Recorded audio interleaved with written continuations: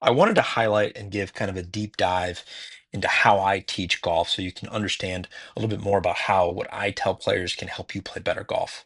So, this is a student highlight of a player I've been working with for just a little over 2 months. His name is Brendan. And Brendan has a couple of issues that I see quite a bit with players. He's swinging to the top of the backswing, and he's not really understanding how to create the load sequence properly at the top. And what he does to get more speed and length out of the swing is he lets the right elbow overbend and the hands get too narrow at the top of the swing with the club getting too long. The momentum of the club at that position will then also kind of get him tilted towards the target too much. So that momentum of his chest and the club getting too long, now he's going to drive forward with his upper body while his lower body hangs back a little bit too much in that position.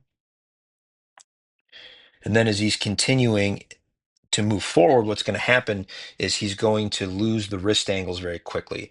Now his upper center is so far out in front of his lower center that his head will have to start moving back away from the target. And that's something you never really want to have happen with an iron or with a driver this early in the downswing. So as he's moving away from the target now, again, that's just going to cause the club to continue to unhinge early. This will lead to a lot of low point issues, right? So just poor contact in general, as well as face control issues where he's just not able to point the club face where he wants to at impact. So Brendan was just complaining about a lot of inconsistent contact and directional control, right? You'll watch his head continue to move away from the target, the elbows separate out a little bit, and he's got pretty good rotation here, right? So his body is turning, it's just out of sequence and how he's turning his body. So if we go back to the start of this, right? Pretty good little shift to the right. He's got good width. He's just not really loading the wrists enough in the backswing at the rate that he's turning. He's lifting the arms and loading the right elbow a little bit too much. And again, that momentum at the top gets the club too long here. From here now, he's going to drive his chest forward. Now, he may have learned to try to compensate the unhinging of the wrist from the overloading of the right elbow at the top of the swing to kind of drive his chest forward to help him make better contact. It's just not a very consistent way to do that.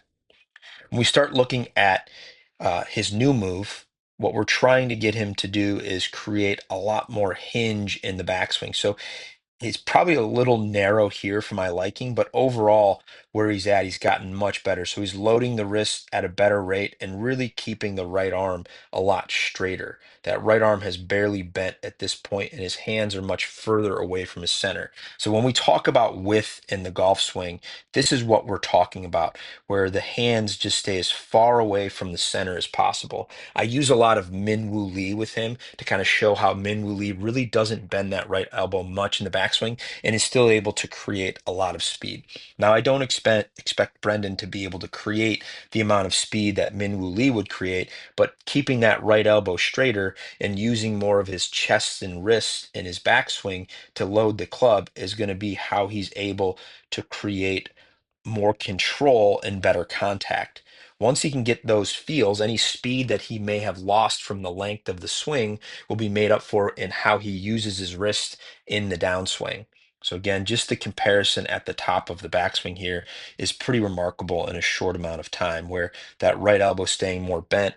It's also allowing him to not get too far in front of the golf ball at the top of the swing. And there are things that I see here that we could work on, right? And he's always asking me for what's next, what's next, but he's doing such a good job with these components right now. I want this to be his main focus.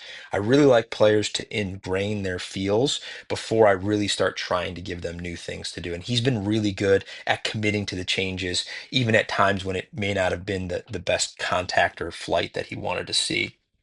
So from the top on the right now, as he's transitioning, his head stays back. So the wrist angles maintain much, much longer in the downswing versus this kind of casting motion, you can call it, where as he's trying to straighten the right elbow aggressively, he's throwing the club away. He doesn't have to straighten it as much on the right. So now he's able to lower the hands and really maintain that wrist angle much longer into the bottom part of the swing.